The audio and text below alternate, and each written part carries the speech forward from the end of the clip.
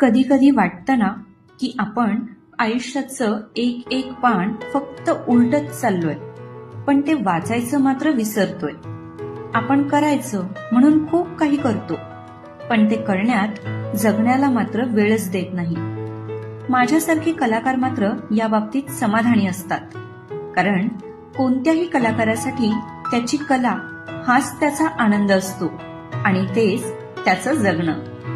माझा कॅनव्हास मला रोज जगणं शिकवतो. ब्रशचा एखादा स्ट्रोक चुकला तर तो दुरुस्त करता येतो. कधी कधी तो चुकलेला स्ट्रोक दुरुस्त करताना खूप वेळ जातो, तर कधी चुकलेला तोच स्ट्रोक अचानक सुंदर वाटू लागतो. आयुष्य अगदी तसंच असतं. चुकलेला स्ट्रोक सुद्धा कधी आयुष्याला सुंदर वळण देऊन जातो. कॅनव्हासवर हा पक्षी रंगवताना मला माझ्या मनातला समाधानाचा कोपरा पुन्हा एकदा नव्याने सापडला.